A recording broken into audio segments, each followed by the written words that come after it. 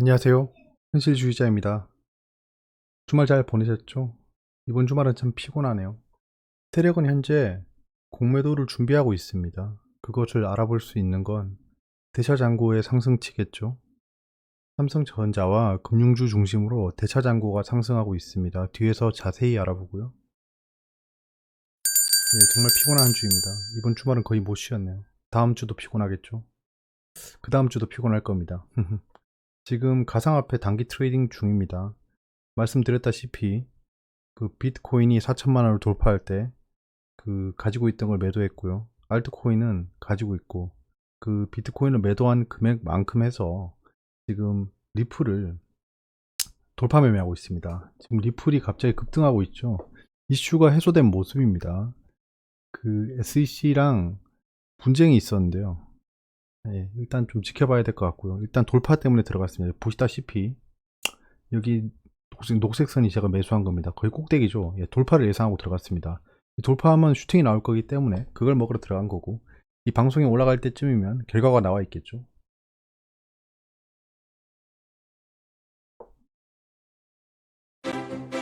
지금 오른쪽 저 모니터가 두 개거든요. 오른쪽에 지금 띄워놨습니다. 업비트를 20일 60일 이동평균선 기준으로 판단하는 겁니다. 지난주에 말씀드렸고 이번 주 내내 그렇게 말씀드렸어요. 이동평균선에 근접했습니다. 21선에는 근접했고 이제 61선이 중요하겠죠. 적극적인 단기 트레이딩을 시작했습니다. 말씀드렸다시피 제가 생각한 범위에 들어왔고 생각한 움직임이 나와서 트레이딩에 들어갔습니다. 이건 다시 한번 말씀드리는데 케이스 2번으로 생각하고 들어갔습니다. 시초가 하락할 수도 있겠지만 빠르게 회복해 줄 것이라 여겨집니다. 일단은 그래요. 근데 미증시가 금요일에 하락했죠. 월화 시초가 반대 매매 주의하시길 바랍니다. 한 번에 하락이 더 나올 수 있어요. 그것을 대비해서 좀 대기하고 있어야겠죠. 몰빵은 안 됩니다. 당정이 공매도 시스템 보완 후에 재개하겠다. 2, 3개월 금지 연장이 유력하다라는 얘기가 있는데요. 근데 지금 벌써부터 이 공매도를 준비하는 놈들이 있다 이겁니다. 대차장고가 한 주 만에 5.3% 올라갔습니다. 자, 보시면 어지럽죠. 일단은 어지럽지만 좀 같이 볼게요. 이거는 제가 일주일간 변동치를 다 뒤져봤습니다. 다 더해서 보니까 삼성전자가 지금 대차에 간 게 2775만 주예요. 상환은 480만 주였습니다. 즉 한 주간 2300만 주를 대차에 갔다는 거예요. 대차가 바로 공매도랑 이퀄은 아니지만 대차의 주된 목적이 공매도로 일단 이해를 하고 있습니다. 저도 그거 외에는 뭐 별게 없죠. 할 게 뭐 있을까요? 주식 빌려가서 그걸 뭐 엿바꿔 먹을 건가? 아니잖아요. 공매도에 대부분 쓴다라고 가정하고 그렇지 않다라고 변명을 하고 있다라고 생각하고 있습니다. 마치 그 도둑놈이나 나쁜 놈들이 아니야 이거는 그런 용도로만 쓰는 게 아니야 라고 헛소리 하는 거죠. 보시면 뭐 타이거 200은 제끼시죠. 이거는 결국엔 그 유동성 공급자 때문에 빌려간 거라 생각하고요. 미래에셋 대우, LG 디스플레이, 하나금융지주, SK하이닉스, 애기가 밖에서 찾네요. 기아차, 우리금융지주, KB금융. 보시면 알겠지만 삼성전자가 가장 많고요. 그 다음에 금융주가 굉장히 많습니다. 그럼 반대로 상한을 가장 많이 한 건 뭐냐? 코덱스 200 이것도 그냥 유동성 공급 때문이라고 생각합니다. 서울식품, 금호HT. 금호는 최근에 경영권 분쟁에 걸렸죠. 아무튼 이렇게 흘러가고 있습니다. 상세한 내용은 캡처해서 보시고요. 죄송합니다. 갑자기 목에 침이 걸렸어요. 업종별 대차 변동치를 보시면 지금 전기전자, 금융업, 보험업, 운수장비 이쪽으로 해서 대차가 굉장히 많이 늘었습니다. 이거는 하루 동안 봤어요. 어차피 샘플이 비슷하기 때문에 주요 상승 업종 및 최근에 코스피 200 중심으로 대차가 지속 실행 중인 것으로 여겨집니다. 음식료는 오히려 성안했죠. 자, 투자자별 대차 변동치를 보시면 이거는 일주일간이에요. 외국인과 증권회사가 대차를 해갔습니다. 자산운용에서 이 자산운용과 은행에서 이 대차 잔고를 대여해 줬어요. 그러니까 차입자가 외국인이랑 증권회사다. 보면 증권회사라고 하면 거의 금융투자겠죠. 금융투자고 외국인은 외국인일 겁니다. 자산운용은 뭐 투신이라던가 연기금이라고 일단 파악하고 있습니다. 정확한 정의가 없어요. 근데 딱 봐도 알겠죠. 증권회사랑 외국인이 공매도를 위해서 슬슬 대차를 하고 있다라는 겁니다. 생각해 볼 점이 있어요. 자, 공매도 전략은 사전에 가격 부양이 필수입니다. 지금 대차를 해가고 있기 때문에 지금 대차한 금액보다는 더 올라가야겠죠. 그래서 이거는 역으로 생각해 볼 수 있는 건데요. 공매도를 실행하기 전에 주가 부양을 할 겁니다. 지금도 충분히 주가 부양이 됐다고 볼 수 있겠지만 저는 한 번에 좀 주가 부양이 있고 나서 공매도 전략을 하지 않을까 합니다. 왜냐하면 공매도 금지 이전에 제 공매도 전략은 여러분들도 잘 아시겠지만 공매도 잔고가 상승하는 건, 그러니까 공매도를 실행하는 건 주가가 상승할 때입니다. 주가가 하락할 땐 오히려 공매도 잔고가 줄어듭니다. 자, 코로나 확진자 추이입니다. 지금 3차 확산이 누그러지고 있죠. 예, 점점 줄어들고 있고요. 줄어들 때쯤 돼서 지금 주가가 하락하고 있는데요. 사실 뭐 이 코로나랑 연계된 주가 하락이라 보기는 힘들고요. 그 게임스톱 관련 지금 미국이 헤지펀드랑 로빈후드 개인 투자자가 싸우고 있습니다. 거기다가 로빈후드가 그건 뒤에서 말할까, 오늘 그 코너를 하나 만들어서 얘기하려고 했는데 그렇게 하지 못했네요. 지금 생각해 보니까 그 로빈후드 게임스톱 거는 어떻게 된 거냐 하면, 로빈후드의 앱에서 그 게임스톱 관련 그 공매도 반격을 준비한, 공매도 반격이라고 하기 좀 뭐하다, 공매도 반격 작당이라고 해야 되나, 그거를 막아버렸죠, 매수를.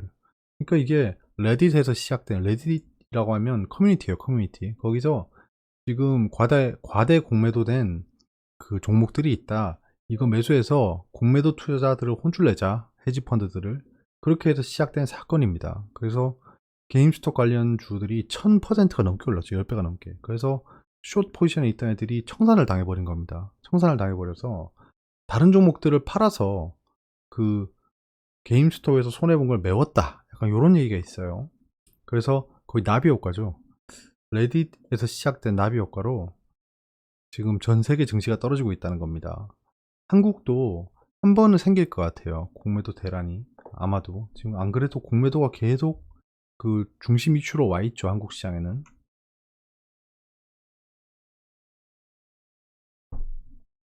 좋아, 2% 오른다, 힘내라. 돌파해야지. 응? 돌파해야지. 크게 기쁘게 해줘야지. 외신입니다. 로빈후드가 얘기했답니다. 이게 아까 말씀드린 그건데요. 그 매수를 중지시킨 게 헤지펀드랑 짬짬이 한 게 아니고, 얘들이 지금 이 디파짓 리ኳ이어먼트, 그러니까 예치해야 되는 요구사항이 있는데 이게 충당하지 못할 정도로 거래량이 몰려버려 가지고 매수를 막을 수밖에 없었다라는, 진짜 호랑 마르코 같은 소리를 하고 있습니다. 진짜 어디 세렝게티 초원에 정신을 놔두고 온 애들도 아니고, 저게 무슨 참 저런, 투자자들이 그렇구나, 그래 디파짓 리ኳ이어먼트 때문이군, 이럴 줄 알았습니까? 안타깝습니다. 로빈후드 앱 망하는 소리가 들리네요. 이렇게 신뢰성이 한번 떨어지면 사람들이 이용을 못합니다. 로빈후드라는 앱은 개인 투자자에게 공짜로 제공하고 있다고 하지만 그 시장 조성자들한테 돈을 버는 구조입니다. 그러니까 개인에게 수수료를 받지 않고 시장 조성자들에게 돈을 받는 구조인데, 시장 조성자 중에 헤지펀드가 있다는 거죠. 그러니까 헤지펀드가 손해를 보려고 하니까 매수를 막은 거 아니냐, 약간 이렇게 싸우고 있어요. 이 결론이 어떻게 날지 모르겠습니다. 저렇게 오리발을 내밀고 있으니까 어떻게 될지 모르겠네요. 두바이의 집값이 떨어졌답니다. 두바이 집값이 왜 떨어졌을까? 굉장히 재밌는 포인트라서 넣습니다. 두바이 집값이 떨어졌대요. 지금 타이밍에 재화의 가격이 떨어지는 건 쉽지 않습니다. 그만큼 돈이 많이 풀리고 있기 때문이죠. 차이나 팩토리 리커버리가 천천히 되고 있다. 근데 지속적으로 회복을 하고 있다. 세계에서 두 번째로 큰 경제 규모라고 칭하고 있습니다. 사우스 코리아. 자, 한국이죠. 한국이 또 외신에 나왔습니다. 익스텐드. 자, 코비드 19이라고 하죠. 지금 루나 뉴이어라고 하면 설날입니다. 설 연휴 때문에 그 코로나 거리두기를 연장한다라고 청세이큠이라는 분이 했답니다. 예. 자, 베트남이 지금 탑 리더가 재선에 성공했답니다. 지금 베트남 난리가 났었죠. 내신입니다. 정세균 총리죠. 공매도 제도 보완 없이 재개 안 돼라고 했습니다. 저는 한 가지 확실히 해야 될 게 있는데 진짜입니다. 저분이 주식 투자를 굉장히 잘하고 공매도에 대해서 얼마만큼 이해하고 있는지가 궁금합니다. 사실 잘 이해하고 해야 됩니다. 회사에서 고위급에 앉아 계신 경영층들 진짜 똑똑합니다. 똑똑해요. 잘 모르더라도 설명해주면 금방 이해합니다. 저분도 그러길 바랍니다. 아무튼 공매도가 제도 보완 없이 재개가 안 된다라는 겁니다. 왜냐하면 제가 그런 의심을 하는 이유가 있어요. 여러분들도 한번 생각해 보세요. 그 써주는 걸 읽는 거는 누구나 합니다. 근데 질문이 한두 개 들어왔을 때 답을 할 수 있느냐가 이 사람이 정말 알고 있느냐입니다. 그래서 토론을 할 때라든가 아니면 주변의 사람들하고 무언가 지식에 대해 얘기할 때 두 번, 세 번만 질문하면 이 사람의 바닥을 알아요. 자, 그러면 우선 형평성 문제다.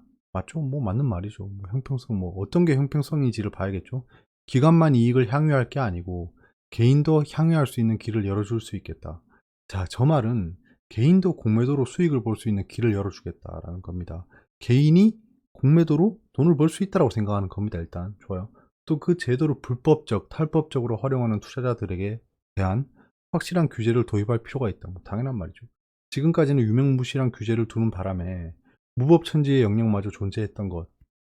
무법천지라고 하면 무차익 공매도를 얘기하는 거겠죠. 이 지점들을 개선해서 건강한 투자자들이 피해의식을 느끼지 않도록 해야 한다. 저는 아직 물음표입니다. 예, 물음표입니다. 잘 알고 계신지 모르겠어요. 당정 공매도 시스템 보완 후 재개 2, 3개월 금지 연장 유력. 자, 정부와 여당이 비공개 당정 협의를 통해 한시적 공매도 금지 연장과 관련해 현 시스템 도입 후 재개하는 안을 유력하게 검토하고 있답니다. 검토하고 있다고 전해진다가 아니고 검토하고 있다랍니다. 당장 3월에는 시스템이 완비되지 못해 공매도를 연장하겠지만 아예 공매도 자체를 금지하자는 의견은 아닌 셈이다. 양쪽 투자자의 말을 들어주고 있는 거죠. 지금 일방적으로 개인 투자자가 원하고 있는 공매도를 철폐하자를 들어줄 수 없는 겁니다. 저 사람들은 중립적인 사람들이에요. 그렇기 때문에 우리가 생각하는 개인 공매도를 폐지해야 돼라는 거를 일방적으로 들어줄 리가 만무합니다. 근데 정치인들은 다릅니다. 정치인들은 개인 투자자의 투표를 받기 때문에 그렇습니다. 이 양쪽이 상충하는 이 로직을 봐야 돼요. 직원 사기 떨어졌다. 삼성, SK 강타한 반도체 성과급 대란. 이런 것들을 보면 되게 재밌습니다. 왜냐하면 결국에는 또 편가르기를 하고 있습니다. 지금 삼성 내에서도 반도체와 무선 사업부를 편가르게 하고 있고요. 그리고 삼성전자와 SK하이닉스를 편가르게 하고 있고요. 그리고 마지막 문단을 보면 부러움의 목소리도 크다. 삼성, SK 외에 다른 업체 직원들은 성과급이라도 받아보고 싶다. 그러니까 3콤보로 지금 편을 갈라놨어요. 그러니까 이게 언론이 문제인 겁니다. 언론이 지금 이게 손가락으로 달을 가리키면 손가락을 쳐다보는 행태예요. 아무튼 예, 여기까지만 얘기하죠. 목이 좀 아프다. 주식 고수 박세희 코스피 3150 넘은 후론 고객 자금 안 받았다. 이분이 자이엔트 TV라는 걸 운영하는데요. 저도 그냥 읽으면서 재밌었어요. 그렇구나. 이런 사람이 있었구나. 저 어차피 좀 방송을 안 보니까 다른 사람들 거를 잘 모르는데 이런 사람도 있었구나 했는데 마지막 문단을 보고 진짜 빵 터졌습니다. 빵 터졌어요 진짜. 화장실에서 빵 터졌습니다. 마지막 문단이 뭐냐면 한편 자이엔트 TV는 신축년 새해를 맞아 구독자 이벤트를 오는 2월 5일까지 진행하고 있다. 채널을 구독한 후 인증샷을 보내면 추첨을 통해 에어팟 프로, 상품권 등 푸짐한 선물을 제공한다. 네, 개소리였네요. 네. 상반기 일자리 반도체 전자 증가했다. 나머지 업계는 유지 감소했다.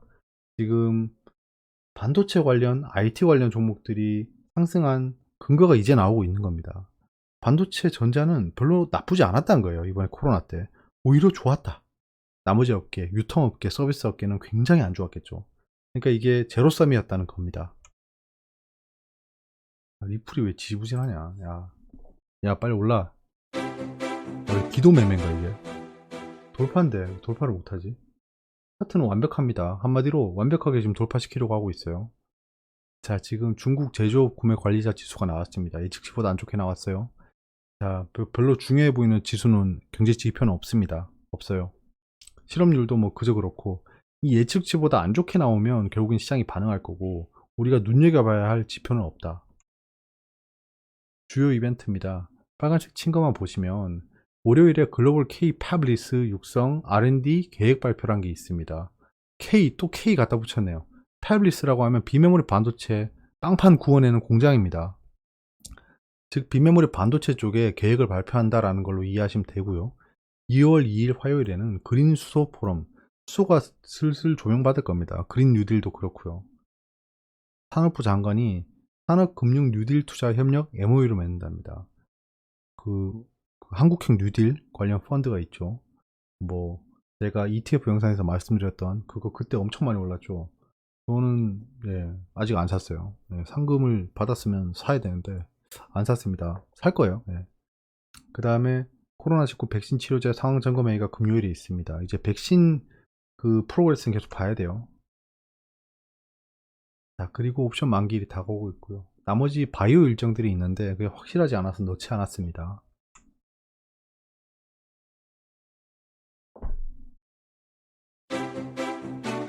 확실히 전고점 돌파 구간이라서 변동성이 심하네요. 거래량이 터지지 않고 있어 지금. 자, 글로벌 증시를 보시면 전 세계가 내렸습니다. 지금 한 주 동안 전부 다 내렸어요. 이게 지금 사람들이 이유를 찾고 있는 게 레딧발, 게임스톱발, 헤지펀드와 개인 투자의 싸움이라고 프레임을 씌우고 있지만 뭐 그렇지는 않고요. 그냥 상승을 많이 했으니까 매수세가 없어진 겁니다. 매수를 할 여력이 무한되면 좋겠지만 매수는 점점 줄어들잖아요. 그래서 파는 사람은 일정한데 사는 사람이 줄어드는 거잖아요. 그러니까 하락할 수밖에 없는 겁니다. 저는 주식 차트가 중력의 법칙을 적용받고 있다고 말씀드렸던 게 그겁니다. 파는 사람은 맨날 똑같아요. 거래량은 늘 매수와 매도가 비등비등합니다. 왜냐? 매도를 하면 매수하는 사람이 있어야 되잖아요. 근데 그 매수하는 사람들이 점점 가격을 내려서 산다라는 겁니다. 그러니까 현재가 근처에서 살 만한 사람들이 점점 사라지고 있다는 거예요. 지금 현재가에 샀으면 현재가에 살 만한 사람들은 다 사라졌잖아요. 그러니까 이 사람들이 갑자기 뚱뚱뚱뚱 나타나는 게 아니잖아요. 그러면 그 사람이 사라지니까 그 아래 호가에 사려는 사람들이 남을 거고, 걔들이 사라지면 그 밑에 호가에 사려는 사람들이 남을 거고, 계속 그렇게 되는 거예요. 그러니까 살려는 사람들의 가격, 희망 가격이 점점 낮아지는 겁니다. 근데 막 호재가 발생해서 불이 붙어버리면 그 사람들이 다 눈이 완전히 돌아가 버려서 시장가 매수로 전환해 버린다는 거죠. 지금 공중부양 중입니다. 여기 다우존스도 보시면 갭상승 이후에 아일랜드 갭을 만들고 있어요. 이거 21선, 20주선 터치하고 반등 못하면 개발하갈 겁니다. 그럼 아일랜드 갭 완성이죠. 그럼 여기가 강력한 저항대가 된다. 그러면 굉장히 위험해진다. 단기적으로 빠져야 된다. 라는 거고요. 유로존도 좀 폭락했는데 유로존은 전고점 회복할 것 같습니다. 전. 중국도 좀 떨어졌네요. 중국은 근데 위안화가 계속 강세를 보이고 있기 때문에 지속적으로 하락하지 않을 거라고 여겨집니다. 코스피도 지금 하락, 후삭도 하락했고요. 뭐 전반적으로 하락했어요. 20주선까지 아직 접근하지 않았습니다. 한국 증시 흐름을 보시면 3천을 깼습니다. 충격적이죠. 갭상승을 하지 못하면 지속적으로 떨어질 확률도 있습니다. 지금 이렇게 쌍봉을 찍은 거예요. 쌍봉을 찍었기 때문에 갭하락을 해도 이상하진 않은 상황입니다. 양시장 모두 쌍봉을 찍었어요. 근데 여기서 봐야 될 게 대차 잔고가 좀 늘었습니다. 개인이 지금 양시장 합쳐서 거의 뭐야 이거 10조? 100조? 100조로 샀나 이거? 몇 초야? 나 가격이 갑자기 헷갈린다. 67조, 30조, 맞죠? 100조로 샀네요. 개인 투자자가 지금 2년 넘게 해서 100조를 넘게 샀습니다. 투자자의 탁금 늘었고요. 증시로 계속 자금이 유입된다라고 일단 가정을 하고 보고 있습니다.